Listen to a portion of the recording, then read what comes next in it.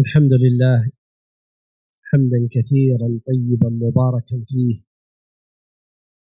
وأشهد أن لا إله إلا الله وحده لا شريك له شهادة من يرتجيه، وأشهد أن محمدا عبده ورسوله الداعي إلى سبيله وإلى الطريق الذي ينجينا من الشيطان الرجيم وينجينا من النار، صلوات الله وسلامه عليه وعلى آله وأصحابه وأتباعه بإحسان إلى يوم الدين، وسلم تسليما كثيرا. أما بعد، أيها الإخوة والأبناء، فأهلا ومرحبا بكم، وأسأل الله جل وعلا أن يجعلنا وإياكم ممن يستمع القول فيتبع أحسنه، وأن يوفقنا رجالا ونساء لما يحب ويرضى. أيها الإخوة والأخوات، نحن نجتمع في بيت من بيوت الله سبحانه وتعالى، لا نريد إن شاء الله إلا أن نعرف ربنا أكثر ونتقرب منه أكثر حتى يعطينا أكثر ويصرف عنا عذاب جهنم، إن عذابها كان غراما، إنها ساءت مستقرا ومقاما. ولهذا قال الله سبحانه وتعالى: فمن زحزح عن النار وأدخل الجنة فقد فاز. فقول الله عز وجل من زحزح عن النار وأدخل الجنة يدل على أن أكثرنا يستوجب النار، لأن الزحزحة لا تكون إلا إلى الشيء الثقيل الذي لا يمكن دفعه بسهولة، فكأننا مستوجبين إلى النار والعياذ بالله، ولكن رحمة الله فوق كل شيء، فنسأله رحمته ونسأله جنته ونسأله رضاه ومغفرته. أيها الإخوة والأبناء والأخوات الكريمات، أنتم تركتم أهليكم، والإخوة الأساتذة الكرام تركوا أهلهم، ماذا تريدون؟ وماذا تسألون؟ وماذا تستعيذون؟ تريدون الجنة ورضا ربكم جل وعلا، وتريدون أن يزحزحكم الله عن النار ويعيذكم منها. أليس هذا صحيح؟ أليس هذا الذي خرجتم من أجله وخرج مشايخكم وأساتذتكم من أجله؟ فإن رسول الله صلى الله عليه وسلم زف لنا بشرى عظيمة كما جاء في صحيح مسلم من حديث أبي هريرة إن لم أكن واهما، وهو قوله: إن لله ملائكة سواحين يسوحون في الأرض يبحثون عن مجالس العلم، فإذا وجدوا مجلسا من مجالس العلم أو الذكر تنادوا، أي الملائكة، أن هلموا إلى بغيتكم، فيقعدون مع القاعدين الذين يذكرون الله من بني آدم. فالملائكة نرجو أن يكون الآن تشاركنا هذا المجلس وتشهدنا بإذن الله تعالى. ثم بعد أن ينتهي المجلس العلمي أو مجلس الذكر تقول الملائكة وتقوم الملائكة فتعرج إلى ربها، فيسألهم الله عز وجل: كيف تركتم عبادي؟ قالوا تركناهم وهم على هذه الحال، أي مجتمعين يبتغون رضاك وذكرك. فيقول الله عز وجل لهم: فماذا يسألونني؟ قالوا: يسألونك الجنة. قال: وماذا يستعيذون به؟ قالوا: يستعيذون بك من النار. فقال الله عز وجل عند ذلك وهو أعلم بحالنا من الملائكة، قال: أشهدكم، أي أشهد الله الملائكة، أني قد غفرت لهم، أني قد غفرت لهم. فتقول الملائكة: يا ربي، إن فيهم فلانا إنما جاء لحاجة، يعني لم يأتي يحضر مجلس العلم من أجل العلم، وإنما جاء يريد يلتقي مع صديق له، أو يريد يأخذ مال من أحد الحاضرين، أو يريد يستريح في المسجد أو ما إلى ذلك، لم يكن يأتي يقصد مجلس العلم. فيقول الله عز وجل: هم القوم لا يشقى بهم جليسهم، هم القوم لا يشقى بهم جليسهم، هو معهم، فيغفر لمن حضر معهم وهو لا يريد العلم، فكيف بمن أراد العلم؟ هذه منة عظيمة وفضل عظيم. أنتم كل يوم تفعلون هذا الفعل، مرة ومرتين وثلاث وأربع وخمس، فهنيئا لكم، ثم هنيئا لكم، ثم هنيئا لكم. نسأل الله أن يتقبل منا ومنكم.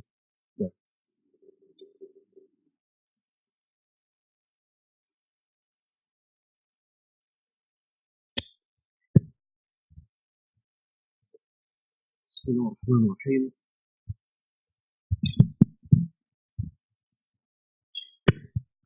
بسم الله الرحمن الرحيم. الحمد لله رب العالمين، والصلاة والسلام على أشرف المرسلين وعلى آله وأصحابه أجمعين ومن تبعهم بإحسان إلى يوم الدين. أما بعد، معاشر الإخوة رحمنا الله وإياkum. Alhamdulillah, kembali di pagi hari ini kita berjumpa dengan guru kita, syekh kita, Syekh Adil Ibn Muhammad As-Subai'i hafizahullah ta'ala wa ra'ah. Dan ini tentunya merupakan anugerah Allah subhanahu wa ta'ala untuk kita semuanya. Allah pertemukan dan Allah dekatkan kita dengan para ulama. Kemudian Syekh hafizahullah ta'ala setelah mulai untaian khutbahnya atau wasiatnya dengan memuji Allah subhanahu wa ta'ala dan bersaksi bahwa tidak ada ilah yang hak yang wajib disembah selain Allah, dan Nabi Muhammad sallallahu alaihi wasallam adalah hamba dan utusan Allah yang harus diikuti, serta salam atau salawat dan salam semoga senantiasa tercurahkan kepada Rasulullah sallallahu alaihi wa ala alihi wasallam, keluarganya dan umat yang meniti jalannya, yang mengharapkan keselamatan di hari saat kita berjumpa dengan Allah subhanahu wa ta'ala. Kemudian beliau berkata, wahai saudaraku, ahlan wa marhaban, selamat datang dan selamat berjumpa di tempat ini. Dan saya memohon kepada Allah subhanahu wa ta'ala, semoga Allah subhanahu wa ta'ala menjadikan kita sebagai orang-orang yang mendengarkan untaian nasihat dan mengikuti apa yang terbaik. Dan semoga Allah Subhanahu wa taala senantiasa mencurahkan taufiknya kepada kita semuanya, baik untuk para ikhwah ataupun para akhwat, yang barang tentu berkumpulnya kita di tempat yang mulia ini sungguh tidaklah kita mengharapkan kecuali agar kita semakin mengenali Allah Subhanahu wa taala sebagai Rabb kita. Tidaklah kita berkumpul di tempat ini kecuali kita semakin mengetahui dan semakin bisa mendekatkan diri dengan lebih baik dan lebih banyak kepada Allah Subhanahu wa taala. Dan tentunya dengannya kita berharap Allah Subhanahu wa taala kelak memalingkan kita, menyelamatkan kita dari azab jahannam. Sebagaimana firman Allah Subhanahu wa taala yang artinya, dan sungguh siapapun yang dipalingkan dari neraka jahannam dan dimasukkan ke dalam syurga, faqad faz, maka sungguh dia telah benar-benar mendapatkan kemenangan. Ayat ini menunjukkan bahwa memang kebanyakan umat manusia akan terjerambab ke dalam api neraka, wal-'iyadzu billah. Az-Zuhzihah, untaian kata ini mengingatkan bahwa kebanyakan manusia akan masuk ke dalam neraka. Akan tetapi sungguh rahmat Allah Subhanahu wa taala sangat luas dan sangatlah dekat kepada orang-orang yang senantiasa mendekat kepada Allah Subhanahu wa taala, dan semoga Allah menganugerahkan rahmatnya dan keridhaannya kepada kita semuanya. Saat ini kalian semuanya sedang meninggalkan keluarga-keluarga kalian, dan setiap kita tentunya memiliki harapan. Kiranya apa yang kita harapkan? Apa yang kita inginkan? Apa yang kita berlindung darinya? Tentunya kita semuanya menginginkan syurga. Kita semuanya menginginkan diselamatkan dari api neraka. Dan inilah kiranya yang memotivasi kita semuanya untuk keluar dari barang rumah kita. Ketahuilah bahwa Rasulullah sallallahu alaihi wa ala alihi wasallam mengabarkan kepada kita sebuah kabar yang sangat membahagiakan, kabar yang sangat besar nilainya, sebagaimana diriwayatkan oleh Imam Muslim dari Abu Hurairah radhiyallahu taala anhu. Rasulullah sallallahu alaihi wasallam bersabda yang artinya, sesungguhnya Allah memiliki para malaikat yang senantiasa mereka berkeliling mencari akan majlis-majlis zikir. Dan ketika para malaikat telah mendapatkan sebuah majlis, yaitu majlisul ilm, maka mereka memanggil sesama mereka, dan kemudian para malaikat pun mereka mengikuti bahkan bersama dengan majlisul zikir yang ada. Dan setelah usai majlisul ilm atau majlisul zikir ini, maka para malaikat naik menuju Allah Subhanahu wa taala, dan Allah pun bertanya kepada para malaikat, bagaimana kalian tinggalkan para hamba-hambaku? Dan tentunya Allah lebih tahu dan Allah Maha tahu.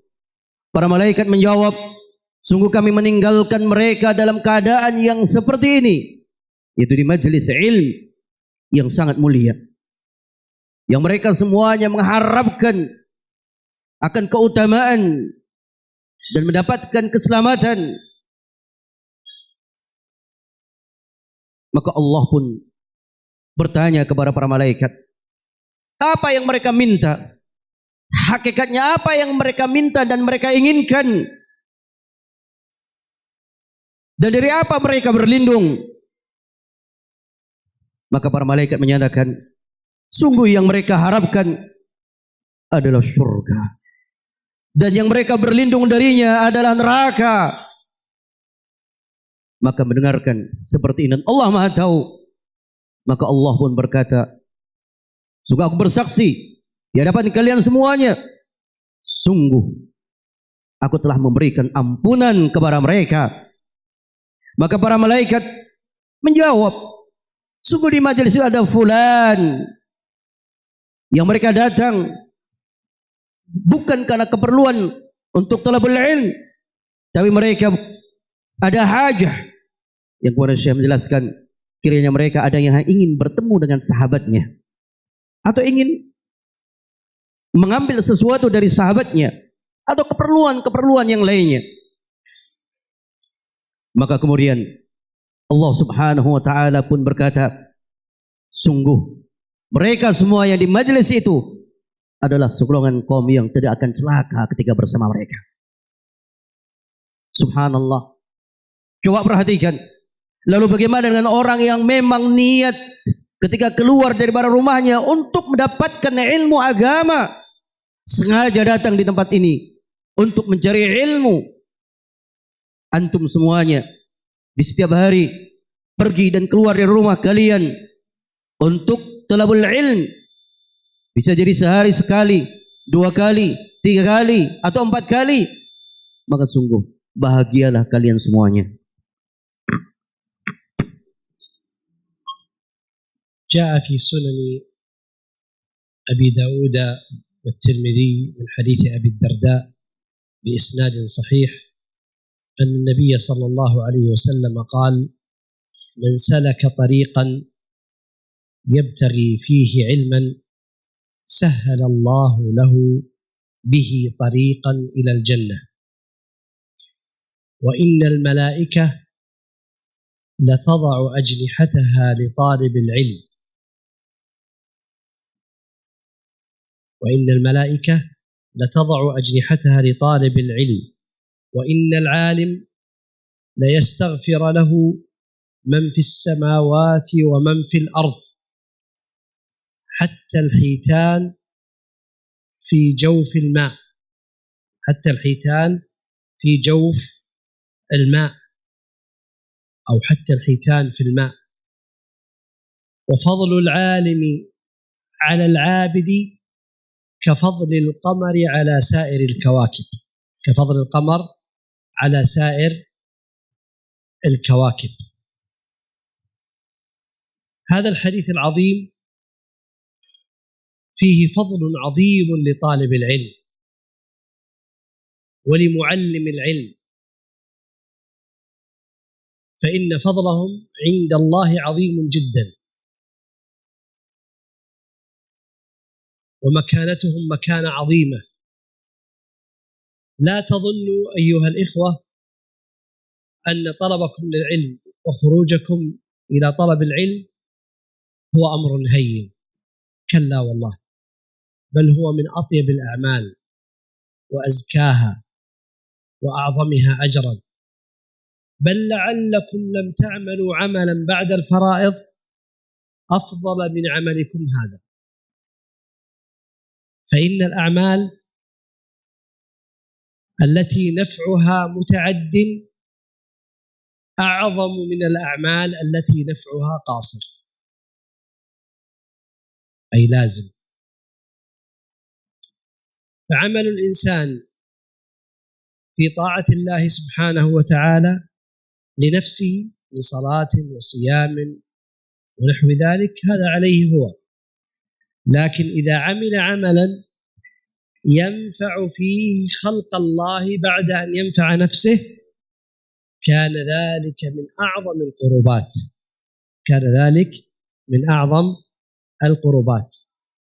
ولهذا إذا أراد أهل العلم أن يشرحوا هذه القاعدة أن الأعمال التي نفعها متعد أفضل من الأعمال التي نفعها قاصر في معرض ذكرهم لتفاضل الأعمال، ضربوا على هذا مثال بالعلم. ولهذا جعله العلماء أفضل من سائر نوافل العبادات، فقدموا العلم على سائر أنواع العبادات الأخرى بعد الفرائض من صلاة وصوم وحج وزكاة على من كان عنده مال. قدموا بعد ذلك قالوا أفضل الأعمال مباشرة طلب العلم، بل وقدمه عدد من أهل العلم على الجهاد في سبيل الله، وقالوا هو أعلى درجات الجهاد في سبيل الله وأفضلها. ولهذا أنتم لا تزالون تذكرون المشايخ الكبار، الشيخ ابن باز، الشيخ العثيمين، الشيخ مقبل، الشيخ الألباني، الشيخ الفوزان. هؤلاء المشايخ لا نزال نذكرهم في أندونيسيا، في الصين، في أوروبا، في أمريكا، في أفريقيا، في بلاد العرب. الشيخ هؤلاء نفعهم نفع عظيم جدا. لكن لو كان أحد هؤلاء مقاتل شجاع يقاتل في المعركة ربما ما تعرفونه أنتم ولا تستفيدون منه كثيرا، وربما الذين في أوروبا لا يعرفونهم، أليس كذلك؟ لكن لما كانوا على العلم قائمين ومعلمين ويدعون الناس كان نفعهم عظيم. وقد يأتي يوم من الأيام يكون في هذه البلاد علماء كبار ينتفع الناس بعلمهم وتوجيههم كما انتفع الناس بالبخاري في بخارى في بلاد ما وراء النهر، يعني من جهة أفغانستان تقريبا، وبالإمام مسلم وهو أيضا هناك، وبالترمذي وهو أيضا في بلاد غير بلاد العرب. لا يزال الناس يذكرونهم، البخاري ومسلم والنسائي والترمذي وأبو داود وابن ماجه. هؤلاء لم يكونوا من العرب ولكن لا يزال الناس يذكرونهم، يحيى بن معين، إسحاق بن راهوية، علي بن المديني، هؤلاء الكبار، الدارقطني، هؤلاء لم يكونوا في بلاد العرب، كانوا في بلاد الدنيا كلها. لكن لا نزال نذكر هؤلاء العلماء ونعظم شأنهم لأنهم نفعنا الله بهم نفعا عظيما. نعم.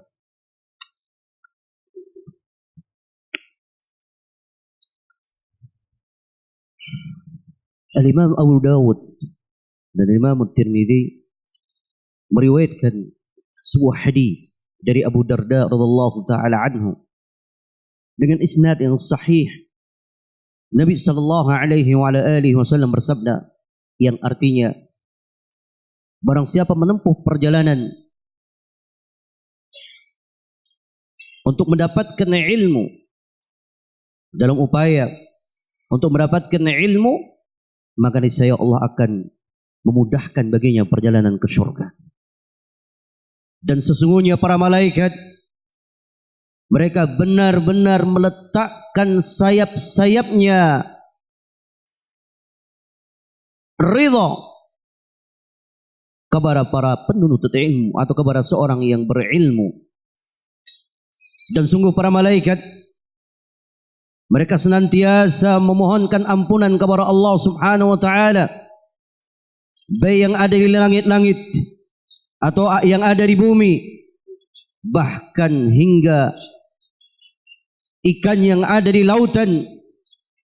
Mereka senantiasa memohonkan ampunan kepada Allah untuk para penuntut ilmu. Inilah keutamaan orang yang menyandang ilmu agama, keutamaan yang besar. Bahkan kembali kata Nabi sallallahu alaihi wasallam, keutamaan seorang alim apabila dibandingkan dengan yang lainnya, maka laksana bulan purnama dibandingkan dengan bintang-bintang yang lainnya.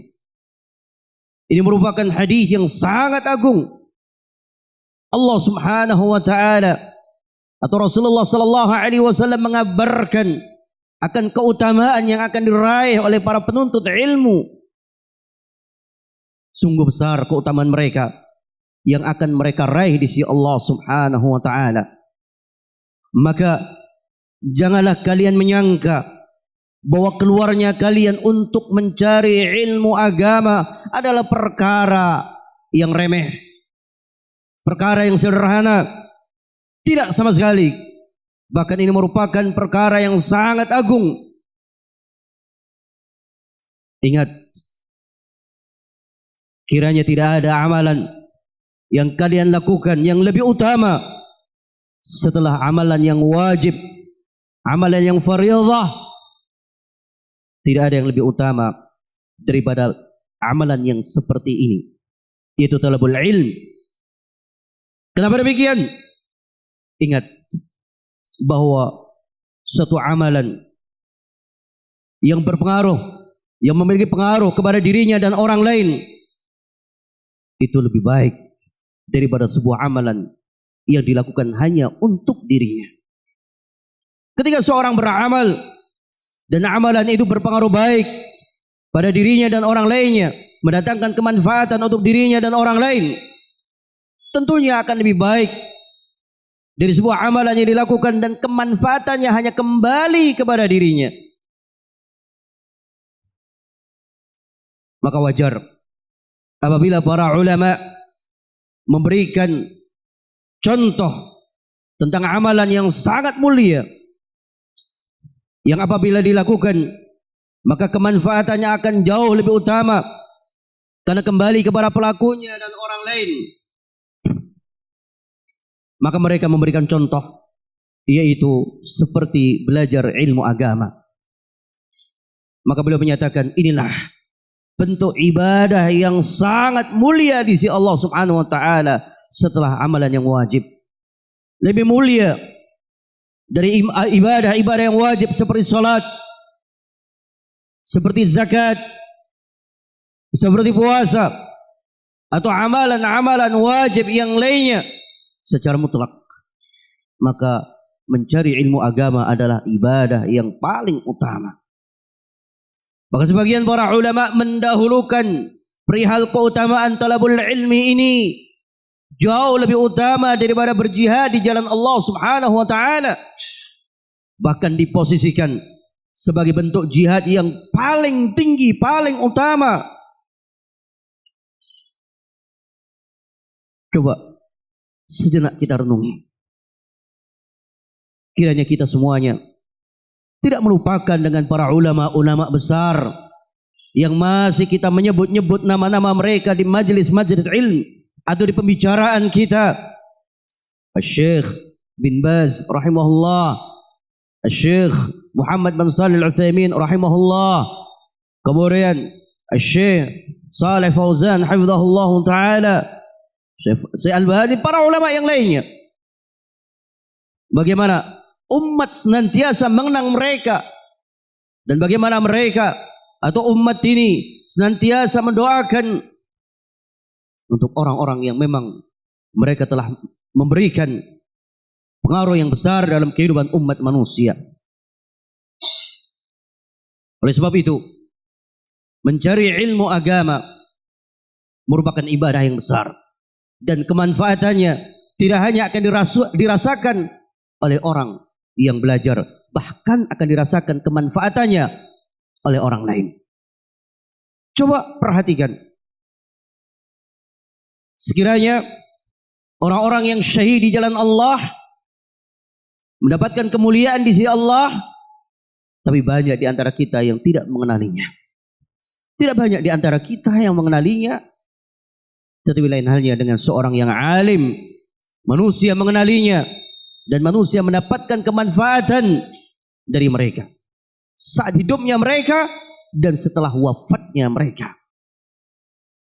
Bahkan akan datang di suatu waktu di negeri ini, insya Allah akan datang seorang alim, seorang yang benar-benar memiliki ilmu agama yang kemanfaatannya bisa akan dirasakan oleh negeri ini.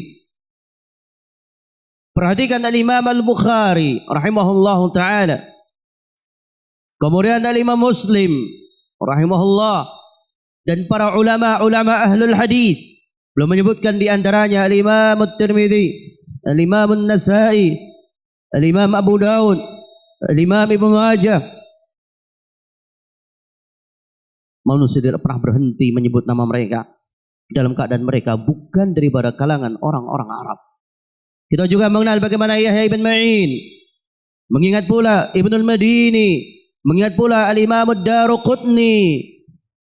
Subhanallah, Mereka bukan orang-orang Arab, tapi mereka telah memiliki andil yang teramat sangat besar untuk umat ini dengan ilmu yang mereka wariskan.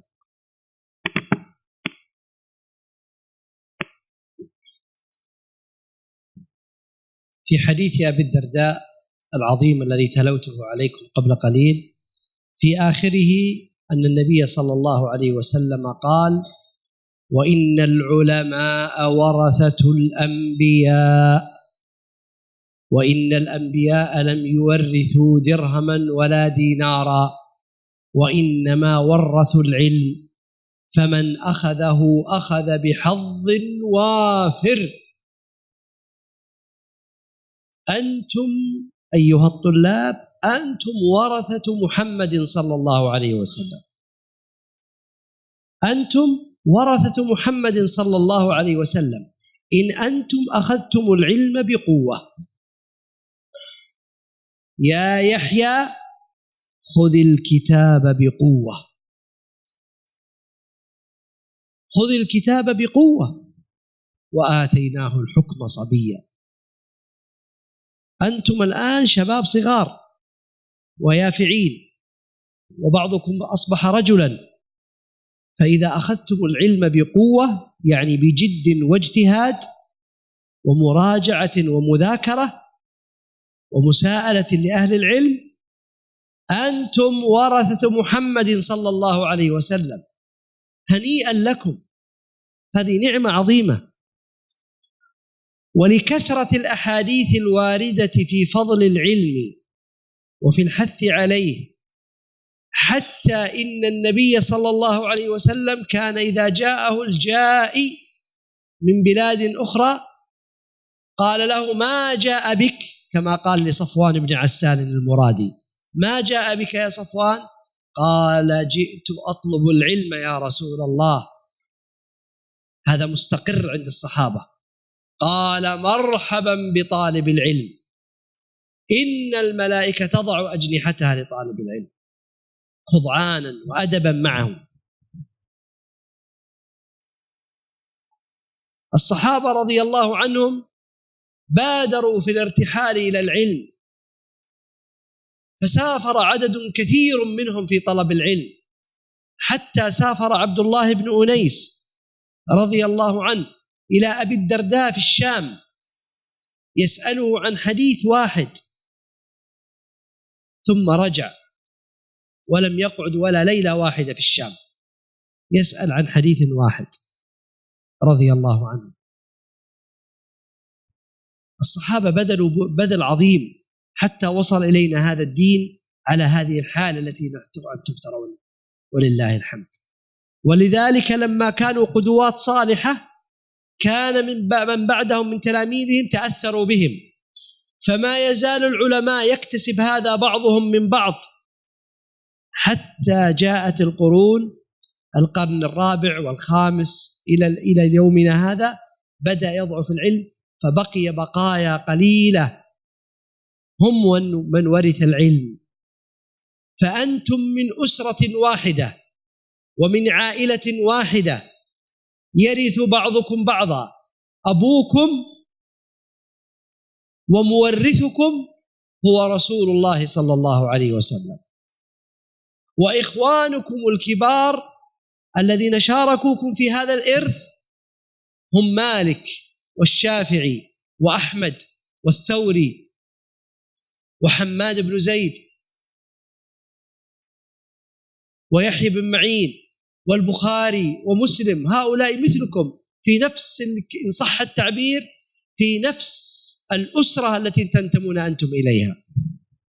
إن أنتم اجتهدتم وبذلتم وتعبتم فهنيئا لكم، هنيئا لكم. ولهذا الإمام أحمد رحمه الله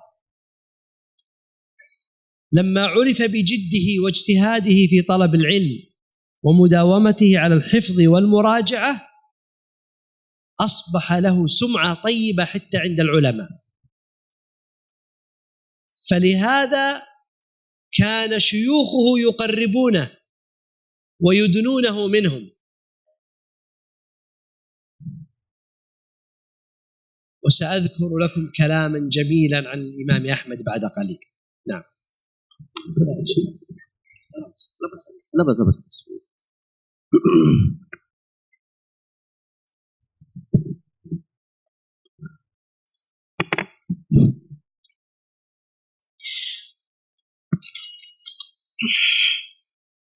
hadis yang tadi kita sebutkan dari Abu Darda radhiyallahu taala anhu. Di penghujung hadis ada penggalan sabda Nabi yang harus kita renungi. Kata Nabi sallallahu alaihi wasallam, sesungguhnya para ulama merupakan juru waris yang mewarisi para nabi, dan sesungguhnya para nabi tidaklah mereka mewariskan dinar, tidak pula dirham, akan tetapi mereka mewariskan ilmu agama. Maka barang siapa mengambil jatah warisan darinya, maka sungguh dia telah mendapatkan jatah warisan yang teramat sangat banyak. Maka kalian, wahai para tullabul ilm, wahai para pencari ilmu agama, sejatinya kalian ini merupakan juru waris yang mewarisi ilmu dari Nabi sallallahu alaihi wasallam. Tentunya apabila kalian benar-benar bersungguh-sungguh untuk mengambil ilmu agama ini dengan penuh keseriusan dan kekuatan, sebagaimana firman Allah Subhanahu wa taala kepada nabinya Yahya, wahai Yahya, ambillah Alkitab ini dengan sepenuh kekuatan. Perhatikan bagaimana Allah Subhanahu wa taala memerintahkan untuk mengambil ilmu ini dengan penuh kesungguh-sungguhan. Maka kalian ini merupakan para pewaris yang mewarisi ilmu dari Nabi sallallahu alaihi wasallam. Apabila kalian berupaya untuk mendapatkannya dengan penuh kekuatan, kesungguh-sungguhan, inilah para juru waris yang hakiki yang mewarisi dari Nabi sallallahu alaihi wa ala alihi wasallam. Bahkan kiranya sangat banyak akan keutamaan-keutamaan bagi para penuntut ilmu agama. Bahkan suatu saat Nabi sallallahu alaihi wasallam berkata kepada orang yang datang kepadanya, yaitu Safwan ibn Assal radhiyallahu taala anhu. Ketika beliau datang, maka Rasulullah sallallahu alaihi wasallam bertanya, apa yang menjadikan engkau menemui aku, datang di tempat ini? Maka Safwan pun menjawab, sungguh aku mendatangimu untuk ilmu, untuk mencari ilmu. Maka Nabi sallallahu alaihi wasallam menyatakan, marhaban, selamat datang wahai penuntut ilmu. Dan sungguh para malaikat mereka meletakkan sayap-sayapnya untuk para penuntut ilmu agama. Ini merupakan kondisi yang sangat agung dan sangat mulia. Oleh sebab itu, melihat kemuliaan yang demikian besar, para sahabat ridwanullah alaihim ajma'in, mereka adalah umat yang senantiasa bergerak dan bergegas untuk mencari ilmu agama. Mereka bergerak menyebar kemanapun untuk mendapatkan ilmu agama. Bagaimana Abdullah ibn Unais berangkat ke negeri Syam menuju Abu Darda radhiyallahu taala anhu di negeri Syam hanya untuk mendapatkan bertanya satu hadis. Dan ketika telah mendapatkan apa yang diinginkan, yaitu satu hadis dari Abu Darda radhiyallahu taala anhu, maka langsung saat itu juga beliau pulang ke rumahnya. Inilah yang mereka lakukan. Sehingga dengan kesungguh-sungguhan yang mereka lakukan, ilmu yang diwariskan atau yang telah mereka cari terwariskan secara seutuhnya kepada umat yang setelahnya. Dan semangat inilah yang senantiasa terwarisi oleh generasi yang pertama, yang kedua, ketiga, keempat. Mereka umat yang bersemangat untuk mencari ilmu. Benar, setelahnya terjadi kelemahan, lemah semangat untuk mencari ilmu agama. Oleh sebab itu, kalian, siapapun kalian yang belajar ilmu agama, keluar untuk belajar ilmu agama, sadarlah bahwa kalian ini berada di satu keluarga yang besar. Keluarga yang besar, yang di sana ada saudara-saudara kalian. Ingat, seakan-akan ayah kalian yang memberikan warisan untuk, atau yang menurunkan warisan untuk kalian adalah Nabi sallallahu alaihi wa ala alihi wasallam. Adapun ikhwanukum, saudara-saudara kamu, saudara-saudara kandung kamu, seakan-akan mereka itu, atau bahkan mereka adalah saudaramu, yaitu seperti Al-Imam Malik, Al-Imam Syafi'i, Al-Imam Ahmad, Al-Imam Al-Thawri, Al-Imam Yahya ibn Ma'in, Al-Imam Bukhari, Al-Imam Muslim. Ingatlah, hakikatnya mereka itu adalah saudara-saudara kalian, berada dalam sebuah keluarga besar. Tapi tentunya dengan syarat kalian berupaya sebagaimana mereka berupaya mencari ilmu dengan penuh kesungguh-sungguhan. Oleh sebab itu, kalau kita perhatikan bagaimana interaksi para ulama dengan orang-orang yang memiliki ilmu agama, demikian mengagumkan. Mereka berupaya untuk saling mendekat, tentunya untuk mendapatkan kemanfaatan di antara mereka. Kami akan nukilkan sekilas cerita dari para ulama, di antara Imam Ahmad rahimahullahu taala, bagaimana interaksi beliau dengan ilmu agama.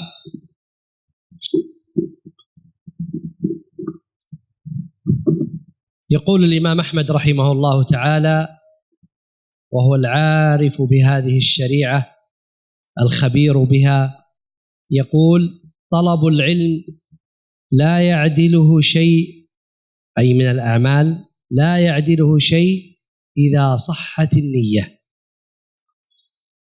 قيل له: يا أبا عبد الله، وكيف تصح النية؟ قال: بأن ينوي رفع الجهل عن نفسه ثم عن غيره، ثم عن غيره. قال رحمه الله: لا يعدله شيء من الأعمال. طلب العلم لا يعدله شيء من الأعمال، ففضله عظيم، فضله عظيم.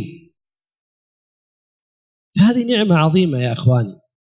لكن لما كان طلب العلم بهذا الفضل العظيم الذي أنتم فيه، وما جمعنا وإياكم الله سبحانه وتعالى في هذا المسجد إلا أن نتذاكر ونتعلم بعضنا من بعض، إلا من أجل هذا العلم، ومن أجل أن نكون من طلاب هذا العلم الذين وعدهم الله بهذا الفضل العظيم. لكن ينبغي علينا أن نحذر من آفات طالب العلم. آفات طالب العلم عديدة وكثيرة، فينبغي على طالب العلم أن يكون حذرا منها، سواء كان يعني معلما أو متعلما. ولكل واحد من هذين آفات تخصه، لكن يشتركون في عدد منها. فمن ذلك الذي يشتركون فيه المعلم والمتعلم جميعا أن يطلب العلم الإنسان لوجه الله، لا يريد به شيئا من الدنيا. فإن النبي صلى الله عليه وسلم قال: من التمس علما مما يطلب به وجه الله لا يطلبه إلا لعرض من الدنيا لم يرح رائحة الجنة. وقال عليه الصلاة والسلام: أول من تسعر بهم النار يوم القيامة 3 نفر، وذكر منهم المتعلم الذي أصبح عالما، فقال: ورجل تعلم العلم، وفي رواية قرأ القرآن، فيدعوه الله سبحانه وتعالى يوم القيامة فيقول له: يا فلان، فيما تعلمت العلم؟ فيقول يا ربي تعلمته فيك وعلمته. فيقال له كذبت، إنما تعلمت ليقال عالم. وفي الرواية الأخرى إنما قرأت القرآن ليقال قارئ. خذوه إلى النار. فهذا من أول 3 نفر والعياذ بالله تسعر بهم النار، لأنه طلب العلم لغير الله. لكن طالب العلم يجاهد نفسه بالنية ويحرص أن تكون نيته خالصة لوجه الله عز وجل، وإن اعتراها شيء أثناء الطريق بادر إلى التصحيح، بادر إلى التوبة، بادر إلى الإنابة إلى الله عز وجل، يتقي الله سبحانه وتعالى ما استطاع إلى ذلك سبيلا. لكن ليحذر كل الحذر من أن يقول أنا أخشى على نيتي ولذلك سأترك العلم. فإذا ترك العلم وقع في إثم أعظم من الذي فر منه وهو الرياء. فإن ترك العمل من أجل هذا الفعل إطاعة للشيطان، لكن الحمد لله أنت تستطيع أن تصلح نيتك.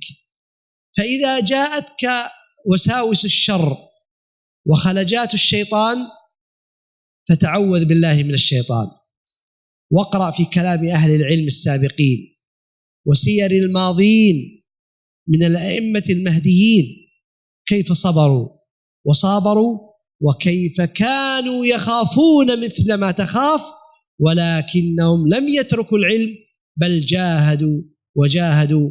والله عز وجل يقول والذين جاهدوا فينا لنهدينهم سبلنا وإن الله لمع المحسنين.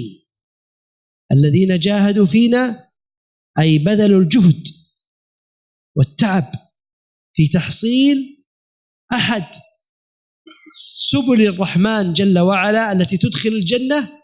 والذين جاهدوا فينا لنهدينهم سبلنا، وما قال سبيلنا، قال سبلنا، أي أن الجنة لها طرق كثيرة إلى الجنة، طرق كثيرة. هذا الطريق طريق طلب العلم هو أكبر طريق وأوسع طريق، أعظم من الجهاد، أعظم من نوافل الصلاة، من نوافل الصوم، من كل شيء. فإذا جاهد الإنسان نفسه كلما جاء الشيطان ضربه، كلما جاء الشيطان ضربه، يأتي يمين يأتي يسار يأتي من تحت، يضرب وهو يجاهد يجاهد يجاهد حتى يصل بإذن الله تعالى إلى آخر الطريق. هكذا ينبغي على العبد المؤمن أن يكون، ما يطيع الشيطان، يقول الشيطان أنا مرائي وأنا على خوف أن يكون مرائي، إن ألقيت كلمة أعجبت بنفسي وإن لا، يحذر هذا.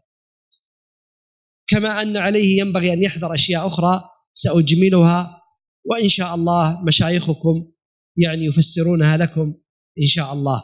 من الأشياء التي تفسد على طالب العلم الطريق العجب، الإعجاب بالنفس، وهو محبط للعمل والعياذ بالله. ومن الأشياء الخطيرة التي تفسد على طالب العلم طلب العلم الحسد، أن يحسد إخوانه ممن آتاهم الله فهما وعلما أو قبولا في الدعوة. هذا من الله سبحانه وتعالى. أنت لا تنظر إلى من هو أعلى منك في هذه الحالة، أن تنظر إلى طريقك، لا تسقط أثناء الطريق، انظر إلى طريقك، لأن هناك حفر إذا ما انتبهت لها ممكن تسقط فيها. فلا تنظر إلى الآخرين وما معهم، بل انظر إلى نهاية طريقك حتى تسلم وتنجو. من آفات العلم الكسل والنوم، من آفات العلم كثرة الكلام وكثرة النوم والطعام، من آفات العلم عدم العمل بمقتضى العلم، وهذه أخطرها أيضا. فمن أراد زيادة العلم فعليه بأن يعمل بما علم، فإن العلم يهتف بالعمل، فإن أجابه وإلا ارتحل. يقول الإمام أحمد، وأختم بها حديثي، يقول: ما كتبت حديثا إلا وعملت به، حتى كتبت أن النبي صلى الله عليه وسلم احتجم وأعطى الحجام دينارا، قال: فاحتجمت وأعطيت الحجام دينارا. والإمام أحمد كان رجل فقير ما يملك الدينار. الدينار مثل الآن 10 مليون عندكم، من يملكها؟ فقير كان رحمه الله تعالى، ومع هذا أراد أن يعمل بكل الأحاديث حتى في ثمن أجرة الحجام، فأعطى الحجام دينارا مع أنه محتاج إليه حتى يتأسى بالنبي صلى الله عليه وسلم. فلا بد من العمل، لا بد من العمل، ولا بد من احترام المعلمين والأساتذة، فإن لهم فضلا عليكم معاشر الطلاب. فإن الإمام أحمد حين قالوا له: ألا تكلم وكيع ابن الجراح في شيء؟ وكان وكيع يحب الإمام أحمد وشيخ الإمام أحمد، فقال: إني أجله فأستحي أن أكلمه. يعني يحترم الشيخ احترام شديد، حتى إنه لا يستحي أن يكلمه في بعض حاجتهم، حاجة إخوانه الطلاب.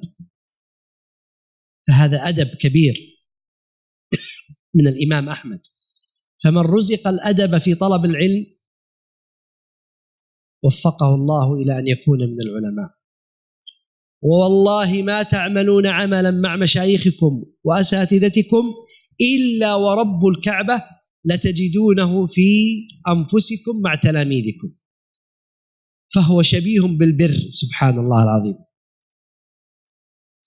كل ما تعملون مع الأساتذة من إزعاج أو غيبة أو كلام أو أذى أو اتهام، ستجدون من تلاميذكم من يفعل منكم مثل ذلك، مثل العقوق والبر سبحان الله، سواء بسواء. فاحذروا غاية الحذر.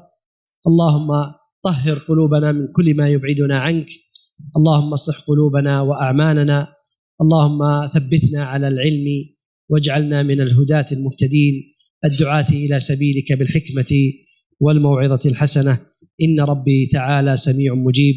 والله أعلم، وصلى الله على نبينا محمد وعلى آله وصحبه أجمعين.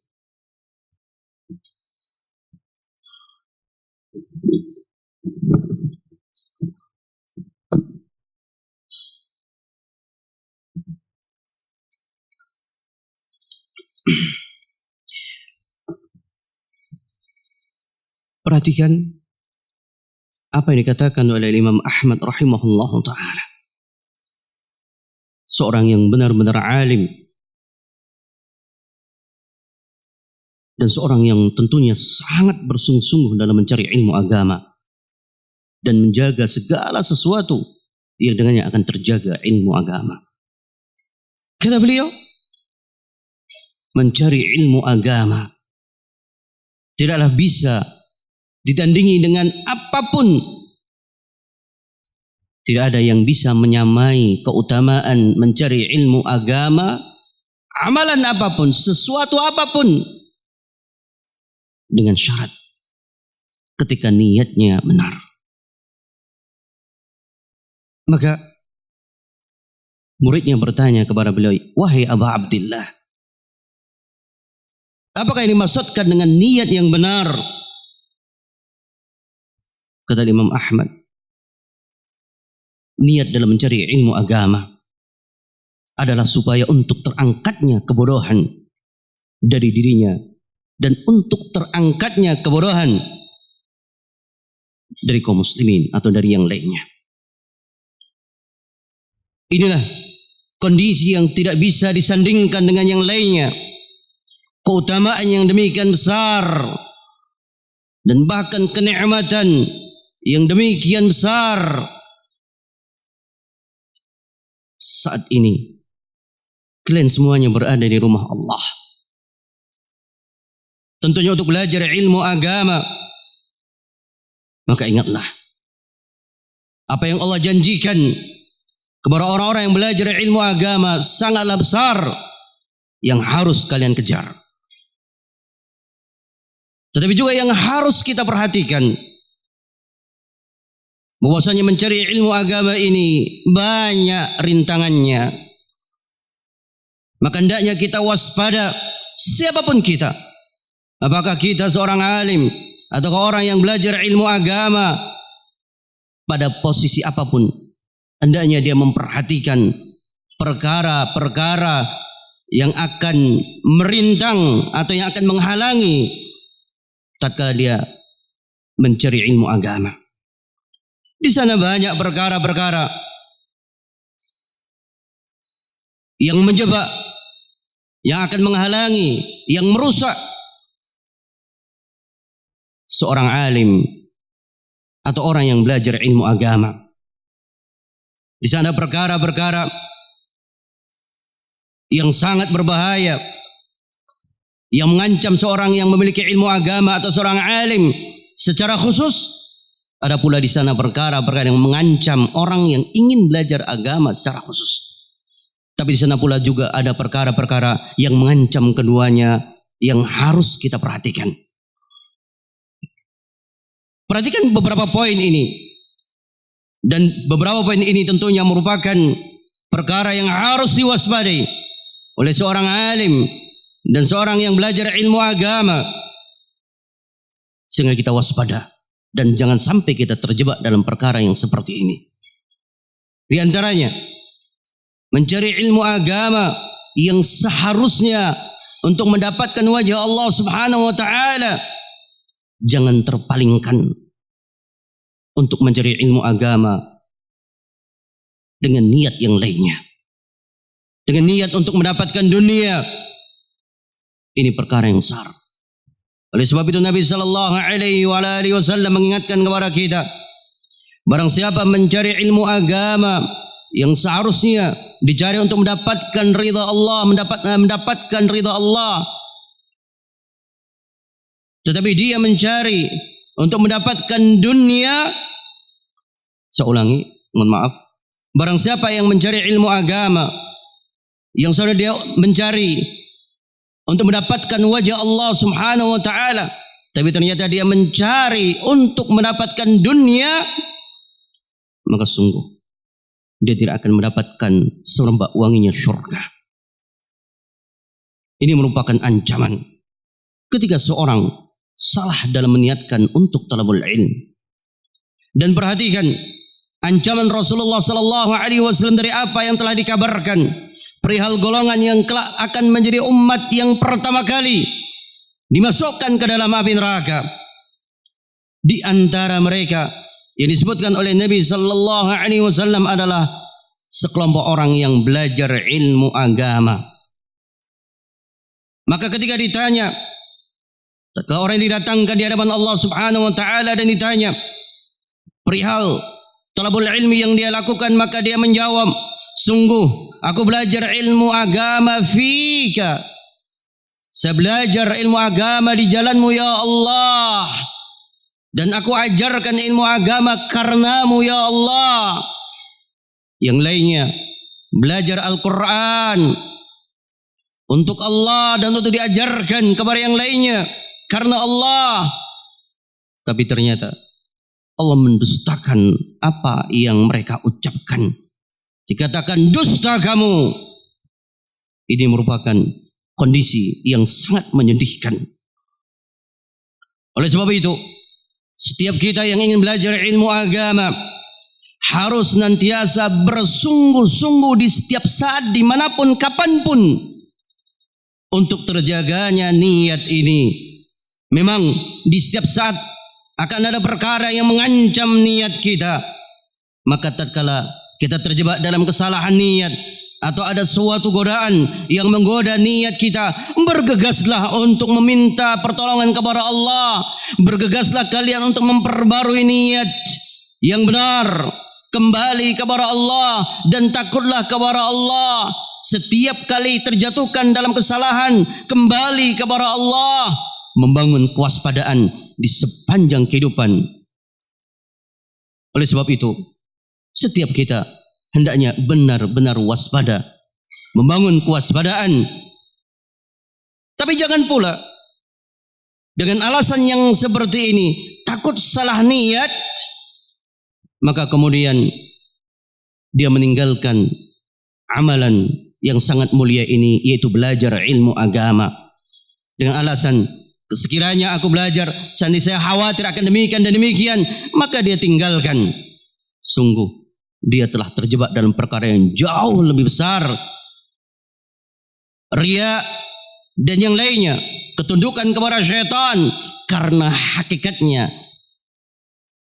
prasangka yang seperti ini merupakan bentuk godaan dari syaitan, dan tatkala kita mengikutinya, maka ini ketaatan atau bentuk ketaatan, ketundukan kepada syaitan yang merupakan musuh bagi kita semuanya.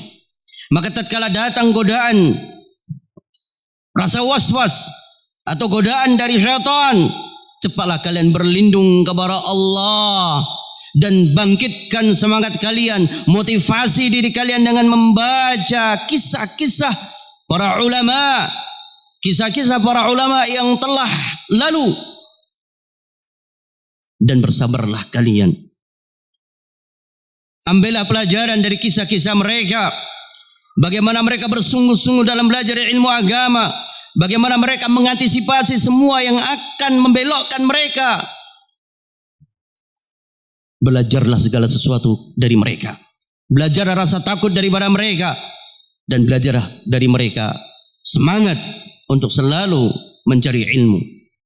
Inilah yang harus kita perhatikan, karena memang ketika kita sudah memasuki arena ini, itu arena thalabul ilm, tidak ada jalan lain kecuali kita benar-benar berupaya untuk mengerahkan segala kemampuan yang kita miliki, bersungguh-sungguh, sebagaimana firman Allah Subhanahu wa taala yang artinya, barang siapa yang bersungguh-sungguh di jalan kami, lanahdiyannahum subulana, benar-benar kami akan menunjukkan jalan-jalan kami. Perhatikan, jalan-jalan ke surga itu banyak, tetapi jalan yang paling besar, yang paling utama adalah belajar ilmu agama. Dan tentu syaitan tidak akan tinggal diam, senantiasa akan mendatangi orang ini dari semua penjuru, tentunya untuk menjebak sehingga dia meninggalkan thalabul ilm. Oleh sebab itu, bersungguh-sungguhlah kalian dan terus motivasi diri kalian sehingga kalian menggapai atau bisa menggapai keutamaan yang dijanjikan Allah Subhanahu wa taala. Berikutnya perkara yang harus diwaspadai para penuntut ilmu dan orang-orang yang memiliki ilmu adalah rasa ujub. Tentunya orang yang terkagum pada dirinya merupakan bencana yang mengancam. Oleh sebab itu seorang hendaknya senantiasa berhati-hati. Kenapa dan untuk apa kita belajar ilmu agama? Dan hendaknya seorang itu melihat, memandang dengan pandangan yang jauh akan akhir daripada tujuan yang dengannya kita mencari ilmu agama. Berikutnya, hendaknya juga kita waspada dari rasa malas dari belajar ilmu agama. Tentunya rasa malas ini menjadi penghalang untuk seorang meraih atau mendapatkan ilmu agama. Dan juga perkara-perkara yang lainnya, lalai dalam perkara-perkara yang mubah, sehingga dia tidak bisa memanfaatkan waktu untuk belajar ilmu agama. Kemudian berikutnya yang diingatkan oleh beliau, hendaknya kita, sebagaimana kita memotivasi diri kita untuk mencari ilmu agama, maka hendaknya kita memotivasi diri kita untuk mengamalkan ilmu yang kita miliki. Beramalah dan jagalah amalan di kehidupan ini, karena hakikat ilmu yang dia pelajari, jujur ketika dia memang benar belajar karena Allah, sungguh ilmu itu akan membisikkan kepada kita, akan memotivasi kita untuk beramal, untuk kita mengamalkan ilmu itu. Al-Imam Ahmad rahimahullahu ta'ala, perhatikan semangat beliau dalam bagaimana beliau memotivasi untuk mencari ilmu agama dan mengamalkan ilmu yang didapatkan. Saat beliau akan menuliskan hadis tentang masalah hijamah, yaitu berbekam. Sebelum beliau menuliskan hadis ini, beliau mendatangi tukang bekam. Kemudian setelahnya beliau membayar 1 dinar untuk tukang bekam tersebut. Dalam keadaan Imam Ahmad itu orang yang fakir, bukan orang yang kaya. Tapi 1 dinar itu sangat bernilai tentunya. 1 dinar kalau di negeri kalian saat ini berkisar 1 juta rupiah. Kenapa dilakukan oleh Imam Ahmad? Imam Ahmad ingin mencontoh sepenuhnya tentang keutamaan berbekam, dan bagaimana sebagaimana Nabi membayar atau memberikan 1 dinar, maka beliau pun memberikan 1 dinar. Semangat mencari ilmu dan semangat mengamalkan ilmu agama. Dan ini sekali lagi adalah contoh dari Imam Ahmad untuk menjadikan Nabi sallallahu alaihi wasallam suri toladan yang seutuhnya. Kemudian juga yang harus kalian ingat, wahai ikhwah, dan ini sebagai penutup, hendaknya kalian selalu menjaga interaksi dengan orang-orang yang memiliki ilmu agama. Mendekatlah kalian kepada mereka, bersamalah kalian dengan mereka, berta'awunlah kalian bersama mereka. Tidak akan merugi kalian ketika kalian berjalan untuk agama Allah Subhanahu wa taala. Karena ilmu agama ini merupakan anugerah Allah Subhanahu wa taala. Maka hendaknya kalian benar-benar bersungguh-sungguh untuk berinteraksi dengan cara yang terbaik terhadap para penuntut ilmu agama atau orang-orang yang memiliki ilmu agama. Jagalah adab kalian, perilaku kalian di hadapan orang-orang yang memiliki ilmu agama, apalagi di hadapan para ulama.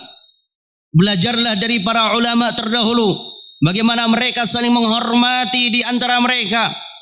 Bahkan kiranya Al-Imam Ahmad sedemikian malunya di hadapan Al-Imam Waqi' tatkala para sahabatnya mendatangi beliau untuk supaya beliau bertanya kepada Al-Imam Waqi' untuk memperhatikan mereka atau untuk memenuhi sebuah hajah yang mereka inginkan dari Al-Imam Waqi'. Maka Al-Imam Ahmad, karena adab yang demikian tinggi dan beliau sangat menjaga perasaan gurunya, maka beliau selalu malu, bahkan malu di hadapan gurunya. Ini merupakan contoh bagaimana adab.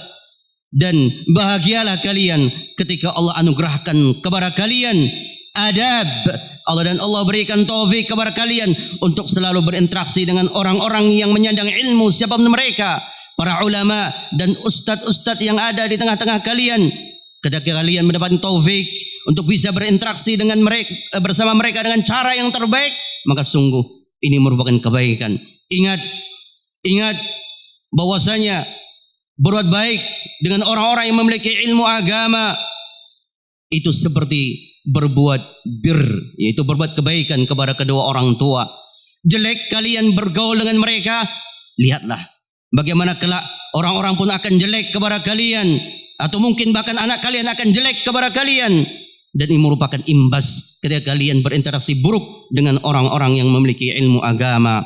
Maka waspadalah ketika kalian hidup atau ketika kalian berinteraksi dengan orang-orang yang memiliki ilmu agama. Tinggalkan segala sesuatu yang bisa menyakiti perasaan mereka.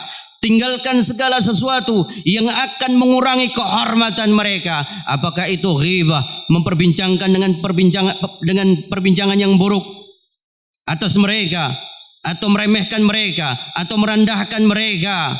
Ingat, mereka adalah orang-orang yang telah Allah berikan sesuatu yang sangat mulia, yaitu ilmu agama. Maka hendaknya kalian hormati orang-orang yang telah Allah anugerahkan kepada mereka ilmu agama, karena kalian kelak akan mendapatkan suatu balasan yang setimpal dari apa yang kalian lakukan kepada para penyandang ilmu agama, apalagi para ulama. Demikian yang disampaikan oleh beliau.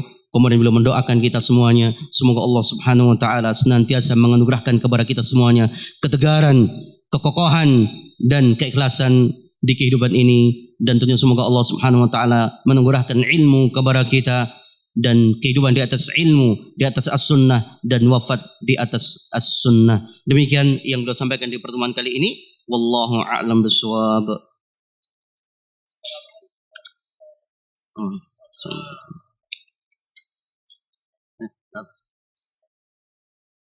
Astagfirullah Syekh. Yang paling pertama, yang paling bawah berarti ya? Oh, dari atas. Paling atas.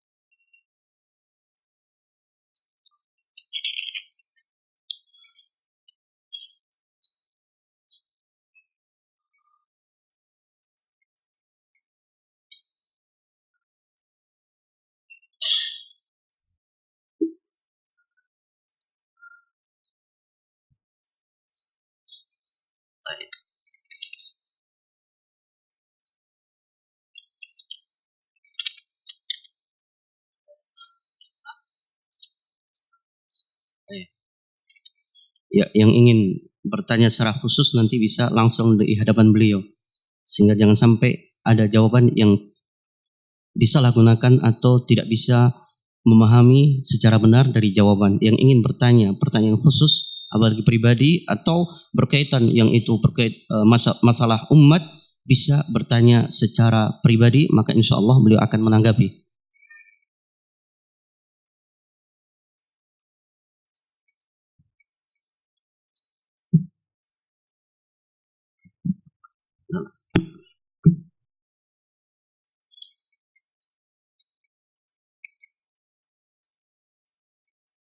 Ada pertanyaan, ya Syekh, tolong nasihatkan mana yang lebih utama untuk kami, hafal Al-Quran dan hadis atau matan-matan ringkas dalam keadaan umur kami sudah 20 tahunan.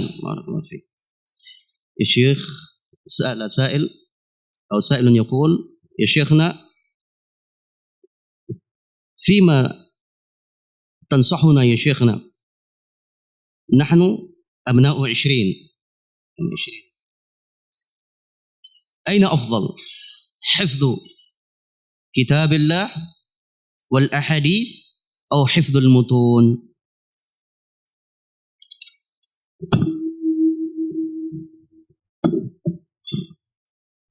طالب العلم يجمع بين هذا وهذا ولا يبقى محتارا ماذا لا يدري ما يعمل، فيحفظ كل يوم 5 آيات إلى 10 آيات، ويحفظ من الأحاديث 2 إلى 3 أحاديث كل يوم، وخلال عام واحد سيكون ختم القرآن وحفظ أكثر من قرابة 2000 حديث بإذن الله تعالى. نعم.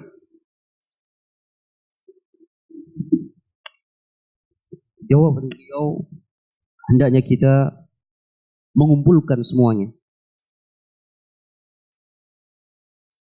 Satu hari, kalau kita bisa menghafal 5 ayat dan kita jaga, 5 hadis kita hafalkan dan setiap hari kita baca, maka insya Allah kurang lebih setahun kita akan bisa menghafalkan Al-Quran. Kalau kita komitmen. Ini jawaban beliau.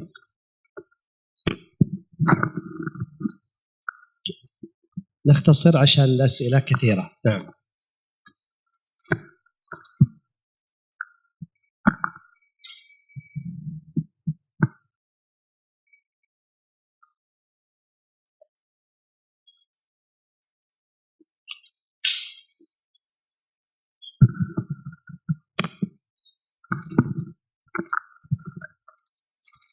Ada pertanyaan, Fadilatul Syekh, semoga Allah menjaga antum, apa hukumnya tes sperma untuk mengetahui kesuburan laki-laki? Jazakumullah khairan.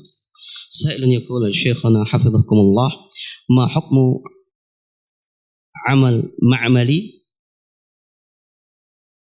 litafsil an sihhati المني الرجل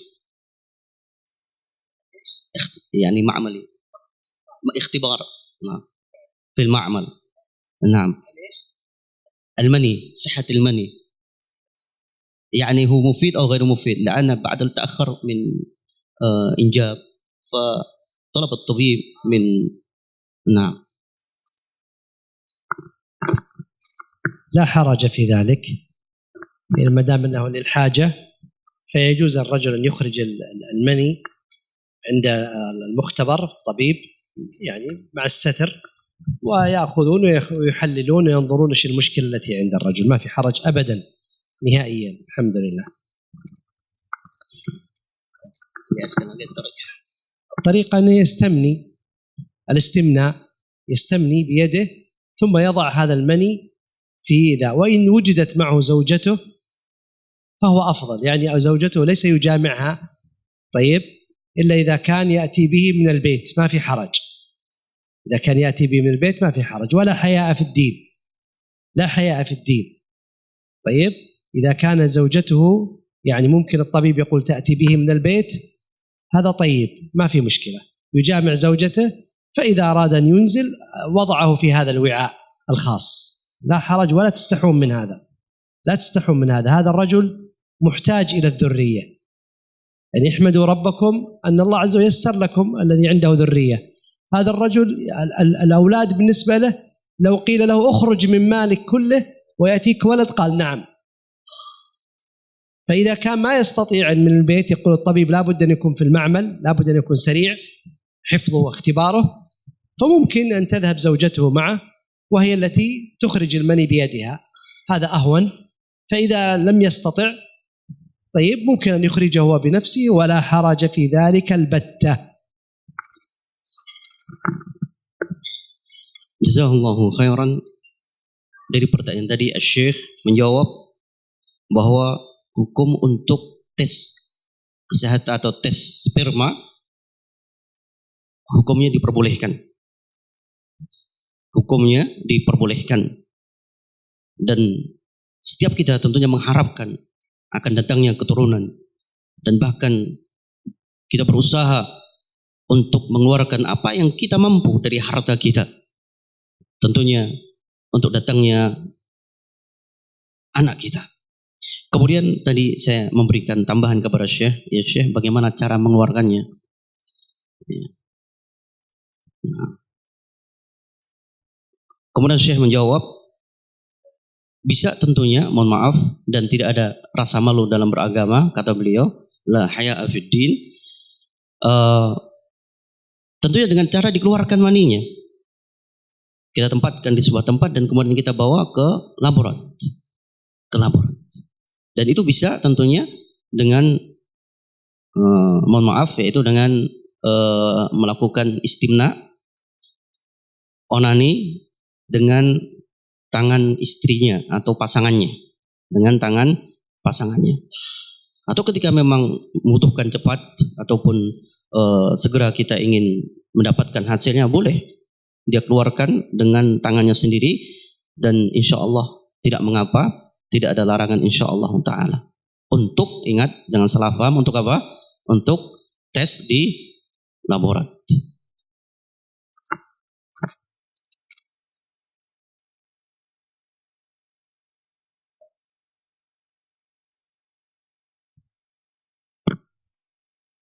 Saya tidak akan berpanjang lebar dalam menjawab, insya Allah cepat.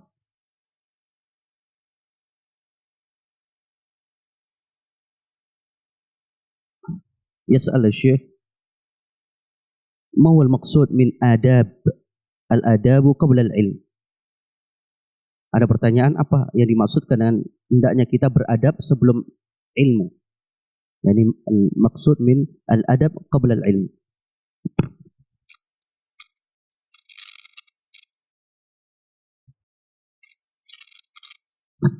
العلم مثل غيره من الأمور التي يعملها الناس، فتحتاج إلى أدب، وهي الأخلاق والتعامل الذي يكون قبل وأثناء وبعد العمل. هذه المقصود بها، مثل يعني الكتابة، التبكير، الدرس، احترام العالم، الحفظ، المراجعة، المذاكرة، طيب، غض البصر، كف الأذى، أشياء هذه آداب وأخلاق تكون أثناء العلم، في طريقه إلى العلم وفي عودته وفي أثناء الطلب وبعد الطلب. هذه الأخلاق والآداب لا ينفك عنها أحد، فطالب العلم أولى الناس أن يتأسى ويتخلق بهذه الأخلاق الطيبة، كصدق الحديث والعفاف وكف الأذى والاحترام والأدب وما إلى ذلك. Beliau berkata, hakikatnya adab dengan ilmu atau sebelum ilmu itu hakikatnya seperti amalan-amalan yang lainnya yang membutuhkan adab. Kata beliau bahwa adab di dalam atau adab dengan ilmu itu berlaku sebelum dia mencari ilmu agama, di saat dia mencari ilmu agama, kapanpun dia berinteraksi dengan ilmu agama, maka hendaknya dia wajib untuk senantiasa memiliki adab, kesiapan untuk menghormati orang yang memiliki ilmu agama. Ini di antara tentunya sebelumnya, atau ketika dia sedang belajar ilmu agama, dia berupaya untuk selalu menghafalkan, kesiapan untuk menghafalkan, kesiapan untuk menjaga ilmu, untuk tidak melakukan perkara-perkara yang akan mengurangi adab. Itu seperti orang yang melepaskan pandangan kepada perkara yang haram, karena seharusnya dia senantiasa ghaddul basar, menundukkan pandangan. Kemudian dia harus siap untuk murajaah di setiap waktu. Ini semuanya bentuk daripada adab. Oleh sebab itu, seorang talibul ilm wajib untuk senantiasa berhias dengan perilaku yang baik di semua keadaan. Sebelum dia mencari ilmu, di saat dia mencari ilmu. Ini yang harus dia perhatikan. Dan ini yang dimaksudkan dengan adab sebelum berilmu.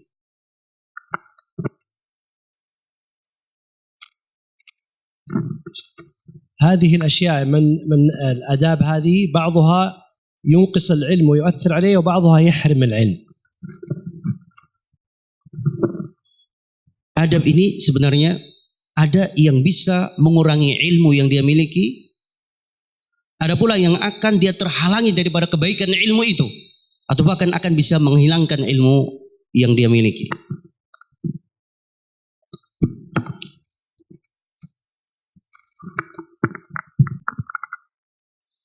Mal farqu, ada pertanyaan, apa beda akidah Ahlus Sunnah dengan akidah Asy'ariyah? Sa'ilun yaqul mal farq baina i'tiqad Ahli Sunnah wa al-Asy'ariyah? هذا يحتاج إلى محاضرة كاملة. لكن أهل السنة هم طبعا لأن الخلاف بين أهل السنة والأشاعرة ليس في الأسماء والصفات فقط، بل في أشياء كثيرة وعديدة، يعني بعض ما يتعلق بنصوص المعاد والأنبياء والملائكة وكذا في عندهم خلافات بينهم. فأهل السنة والجماعة عملوا بالكتاب والسنة على مراد الله ورسوله صلى الله عليه وسلم، آمنوا بالكتاب القرآن الكريم وبالسنة النبوية على مراد الله وعلى مراد رسوله صلى الله عليه وسلم. أما غيرهم فعمل بالكتاب والسنة ولكن على غير ما أراد الله في بعض الأشياء أو أراده رسوله صلى الله عليه وسلم. Kata beliau, jawabannya ini membutuhkan kajian, ya, satu kajian yang full, dan tentunya tidak mungkin, karena memang permasalahan perbedaan antara Ahlus Sunnah dengan Asy'ariyah itu tidak hanya di permasalahan asma wa sifat, tapi bagaimana interaksi dengan nas-nas, contohnya nas-nas yang berkaitan dengan hari kiamat dan perkara-perkara yang lainnya. Ringkasnya sebagai kaidah bahwasanya Ahlus Sunnah itu senantiasa berinteraksi, meyakini nas-nas yang ada sesuai dengan apa yang Allah inginkan dan sesuai dengan apa yang diinginkan oleh Nabi sallallahu alaihi wa ala alihi wasallam. Adapun yang lainnya dari kelompok-kelompok yang lainnya, mereka berinteraksi dengan nas-nas yang ada, itu sebagian daripada mereka berinteraksi dengan nas-nas yang ada, yaitu Al-Quran dan As-Sunnah, tidak sebagaimana yang Allah inginkan dan tidak pula sebagaimana yang diinginkan oleh Rasulullah sallallahu alaihi wa alihi wasallam.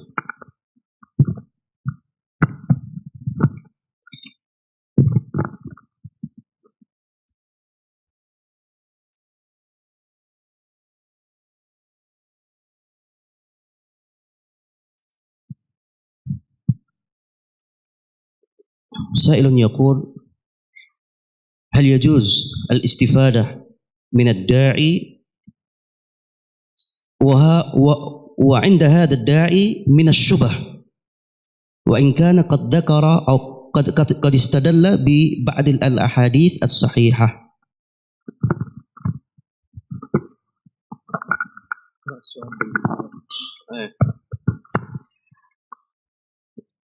Apakah boleh mengambil ilmu dari dai atau ustadz yang dalam dakwahnya ada syubhat yang terkadang mereka juga membaca hadis-hadis yang sahih?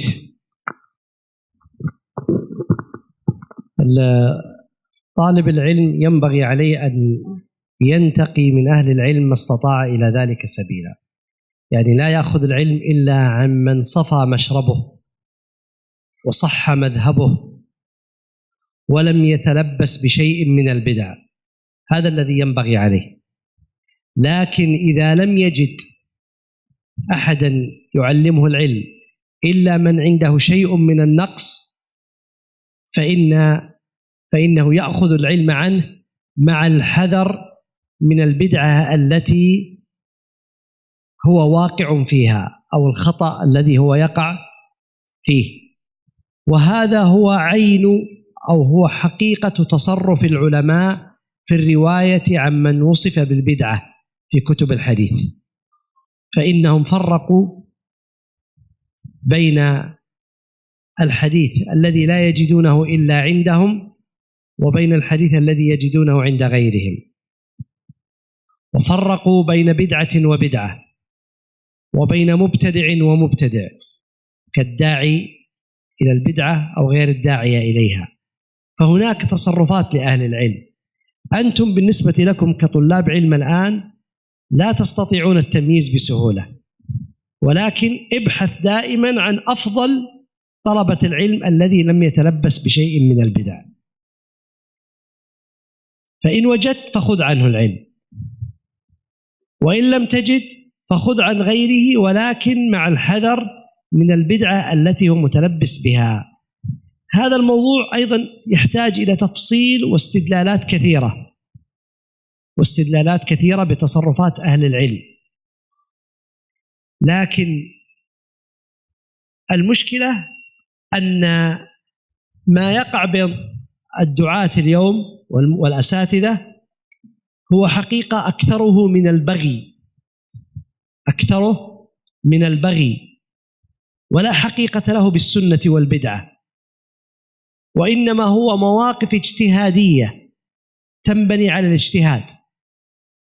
أهل الحديث منهم افتحوا كتب الرجال تجدون منهم من وثق فلانا، ومنهم من ضعف فلانا، منهم من وثق فلانا فروى عنه في كتابه، ومنهم من ضعف فلانا فلم يروي عنه، ومع هذا لا نجد لواحد منهم طعنا في العالم الآخر الذي احتج وهو لم يحتج.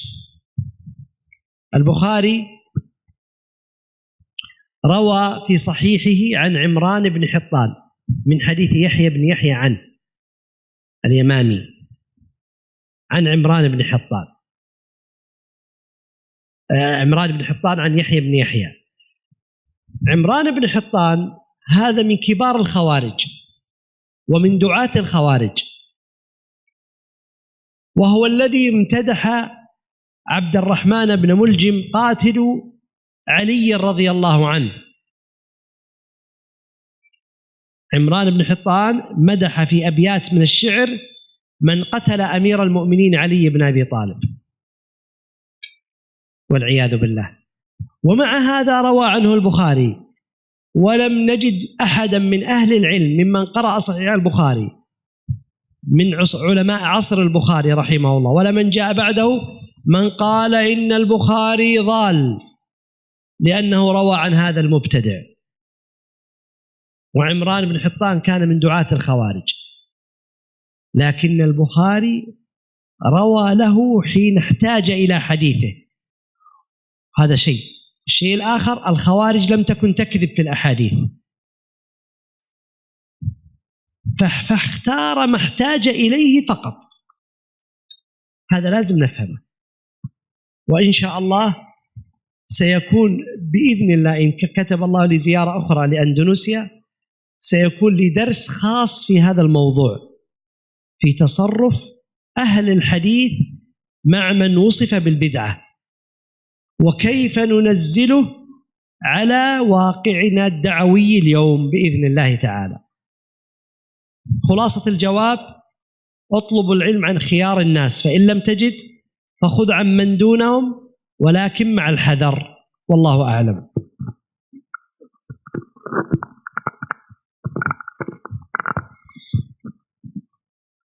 Perkara yang paling penting yang harus kita ingat bahwa talibul ilm, orang yang belajar ilmu agama, seharusnya dia memilih dan memperhatikan dari mana dia mengambil ilmu agama. Dia menjaga dari sumber yang benar-benar bisa terpercaya dan dipercaya. Memiliki manhaj yang baik dan juga dia mengambil ilmu dari orang-orang yang baik. Akan tetapi ketika memang di suatu saat ada perkara yang memang sangat penting yang tidak kita dapatkan kecuali dari orang itu orang, seorang da'i yang terjebak dalam kesalahan, yaitu dalam bid'ah, ketika memang tidak didapatkan dalam permasalahan ini selain dari para orang ini, maka tidak mengapa kita mengambil ilmu dari orang itu, tentunya diiringi dengan kewaspadaan, kehati-hatian. Kita harus benar-benar memahami akan bid'ah yang dimiliki oleh orang ini, sehingga kita tidak terjebak untuk meyakini atau membenarkan bid'ah yang dimilikinya. Kemudian beliau memberikan ta'liq. Kalau kita perhatikan bagaimana para ulama ahlul hadis berinteraksi dengan ahlul ahwa, yaitu orang-orang ahlul bid'ah, maka sebenarnya di sana ada jawaban.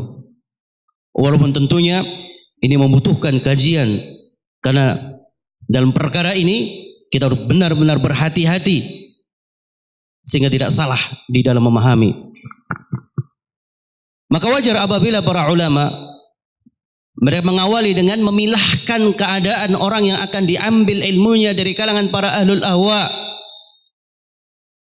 Mereka pilahkan bagaimana bid'ah yang dimilikinya.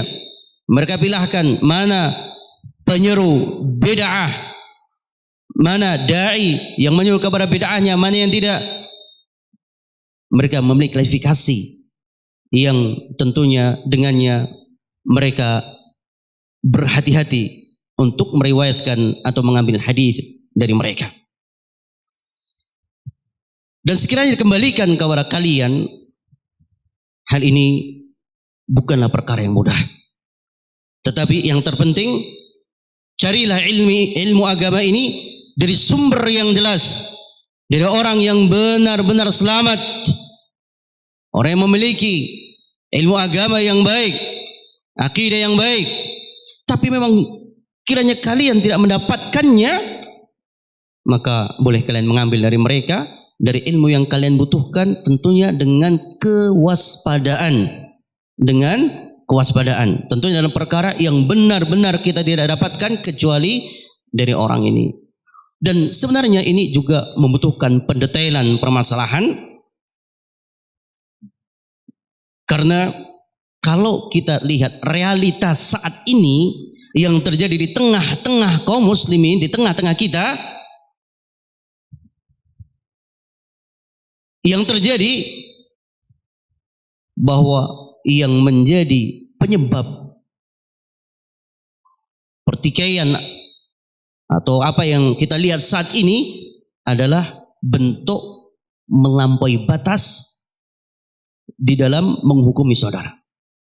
Al-baghi atau berbuat aniaya kepada saudaranya. Kenapa kita katakan bahwasanya yang menjadi faktor perselisihan adalah bentuk kezaliman, aniaya?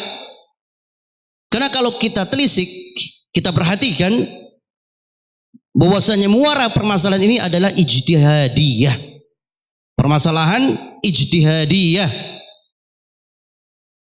yang tidak selayaknya untuk terjadi pensikapan sebagaimana yang kita lihat di saat ini. Kemudian juga beliau memberikan tambahan, kalau kita membuka kitab-kitab rijal, bagaimana interaksi ahlul hadis dengan ahlul ahwa, sebenarnya kita akan dapatkan ada kalanya sebagian mereka itu mengambil riwayat dari orang-orang yang secara umum tidak berhak untuk diambil riwayatnya. Bahkan ada kalanya mengambil dari seorang ahlul bidah. Tapi kalau kalian lihat, tidak ada ulama yang lainnya saat itu yang mencela mereka. Contohnya, Al-Imam Al-Bukhari belum meriwayatkan dari Imran bin Hattan, seorang tokoh Khawarij, yang mana dia ini memiliki periwayatan dari Yahya bin Yahya. Jalur periwayatan dari gurunya itu Yahya bin Yahya. Kemudian kata beliau, di sini Al-Imam Bukhari mengambil periwayatan Imran bin Hattan darinya, yang notabene-nya dia ini adalah seorang tokoh Khawarij. Bahkan coba perhatikan, Imran bin Hattan ini dia menuliskan sebuah bait syair atau puisi. Di sana dia membunuh, dia di sana memuji pembunuh Ali bin Abi Thalib. Dia Ibnu Muljim. Sekali lagi beliau menyatakan, orang ini yang diambil riwayat dari Imam Bukhari ini adalah tokoh Khawarij, pembunuh Ibnu Muljim. Mohon maaf, Ibnu Muljim yang mana dia ini membunuh siapa? Ali ibn Abi Thalib radhiyallahu taala anhu. Tapi tidak ada satupun para ulama yang menyatakan Imam Bukhari telah mengambil dari si fulan atau dari orang Khawarij ini kemudian menyesatkan Imam Bukhari. Tidak ada satupun para ulama yang mengecam Imam Bukhari dalam permasalahan ini. Terlebih lagi mereka tahu bagaimana Imam Bukhari tatkala meriwayatkan ini, memang dia meriwayatkan di saat memang benar-benar membutuhkan jalur riwayat ini. Dan diiringi pula bahwasanya dia tahu orang-orang Khawarij dalam permasalahan periwayatan itu dia tidak berdusta. Dia tidak berdusta. Maka di sini Al-Imam Bukhari mengambil riwayat dari Imran bin Hattan, yang mana orang ini adalah tokoh daripada Khawarij. Dan sebenarnya kembali lagi beliau memberikan penekanan, saat ini tentunya ketika kalian telah mendapatkan orang-orang yang bisa membimbing kalian, pegangi mereka. Dan insya Allah sekiranya kita berjumpa lagi, saya akan buat satu materi khusus tentunya berkaitan bagaimana sikap para ahlul hadis ketika mereka melakukan pengambilan riwayat dari kalangan ahlul bidah, dan bagaimana mengambil istifadah untuk kita ambil pelajaran di masa saat ini, yaitu tentunya kita mengambil pelajaran dari apa yang terjadi di kalangan para ahlul hadis, bagaimana sikap mereka dan bagaimana menempatkan apa yang terjadi di kalangan mereka di saat ini. Kemudian beliau menutup dengan menyatakan bahwasanya yang terbaik dari upaya kita adalah tetap mengambil ilmu dari orang-orang yang terbaik.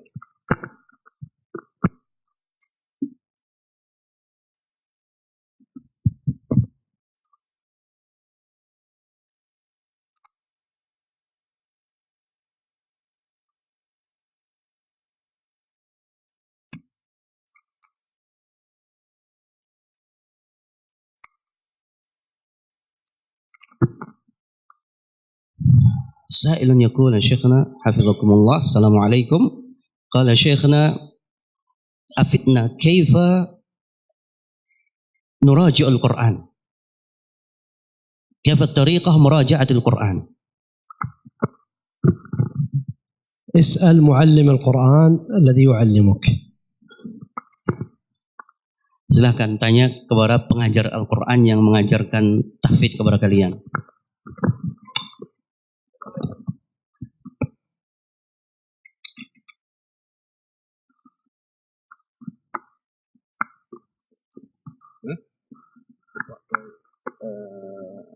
Bagi soal waktu. لا الساعة 12.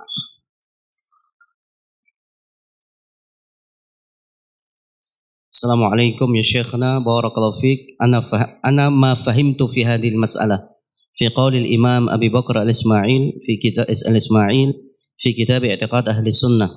Qala bal yadahu mabsutatani yunfiku kaifa yasha.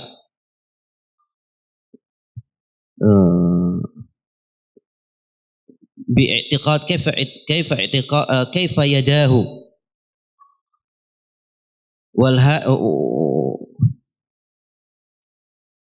ولا يعتقد فيه الأعضاء والجوارح.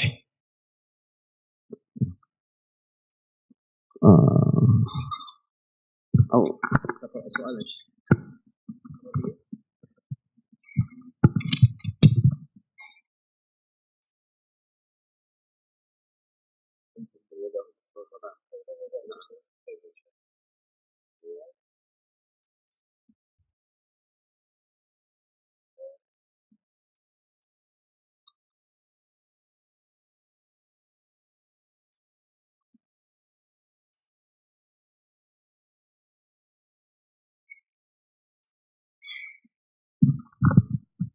على كل حال ما ذكره الإسماعيلي رحمه الله هو معتقد أهل السنة والجماعة، فإن الله لما قال بل يداه مبسوطتان ينفق كيف يشاء، لما قالت اليهود يد الله مغلولة غلت أيديهم ولعنوا بما قالوا بل يداه مبسوطتان ينفق كيف يشاء، فأثبت الله جل وعلا لنفسه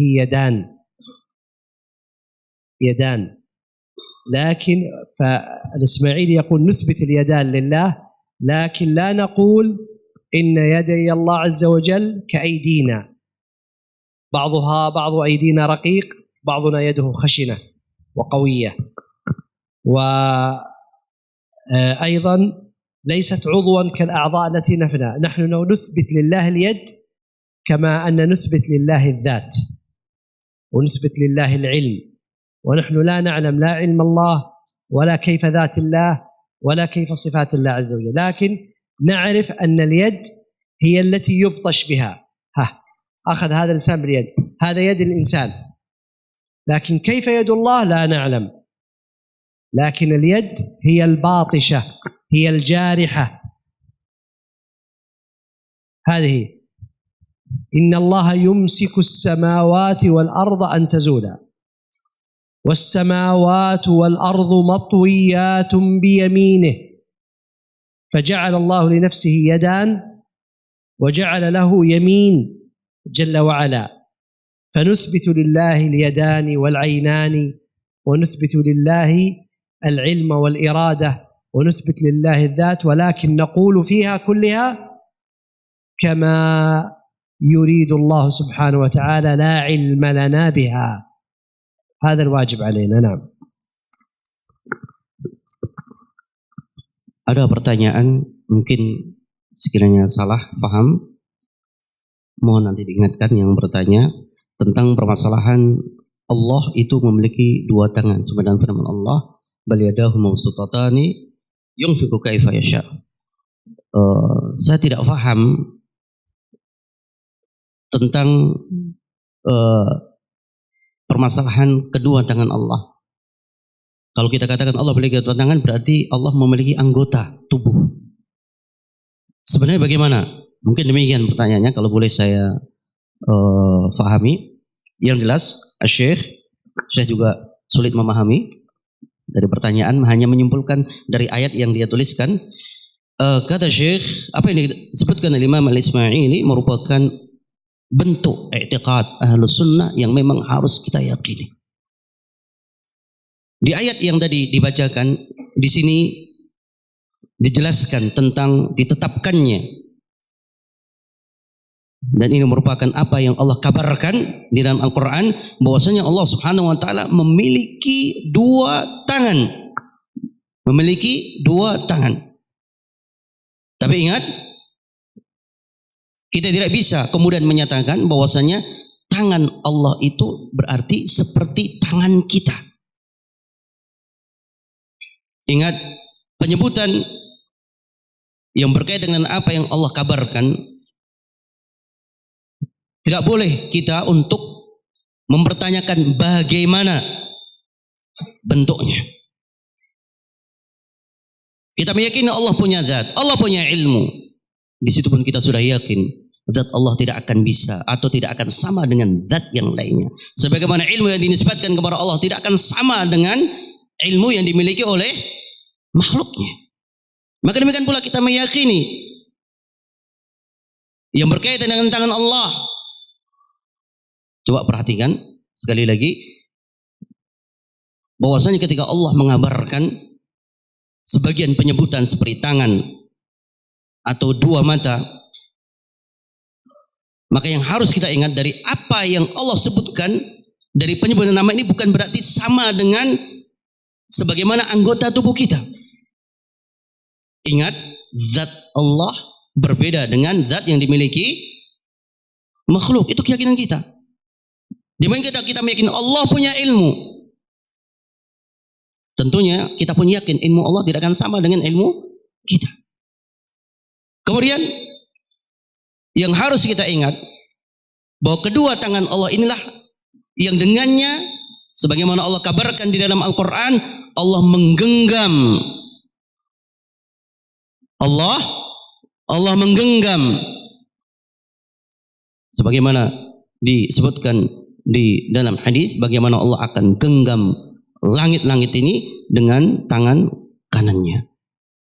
Ini kesemuanya tentunya merupakan ikhbar yang di sana Rasulullah atau Allah Subhanahu Wa Taala mengabarkan bahwasanya Allah memiliki tangan, dengannya Allah menggenggam. Tetapi jangan kemudian kita menyamakan tangan Allah dengan tangan kita. Demikian pula ketika dikabarkan tentang mata Allah, jangan samakan dengan mata kita. Kalau kita menyamakan dan harus seperti ini tentunya suatu yang sangat tidak selayaknya, karena Allah tidak serupa dengan apapun. Apalagi kalau digambarkan tentunya dengan atau disamakan dengan kita lihat bagaimana diri kita dan anggota tubuh kita yang lemah dan penuh dengan kekurangan. Dalam keadaan Allah itu sempurna. Allah itu sempurna. Ini ringkasnya. Kiranya hanya ini yang bisa kita baca di pertemuan kali ini, dan saya sebagai penterjemah kurang lebihnya mohon maaf. Semoga Allah Subhanahu Wa Taala senantiasa mencurahkan rahmat dan keberkahannya untuk kita semuanya. Wallahu a'lam bishawab. Subhanakallahumma wa bihamdika asyhadu an la ilaha illa anta astaghfiruka wa atubu ilaik. Assalamualaikum warahmatullahi wabarakatuh.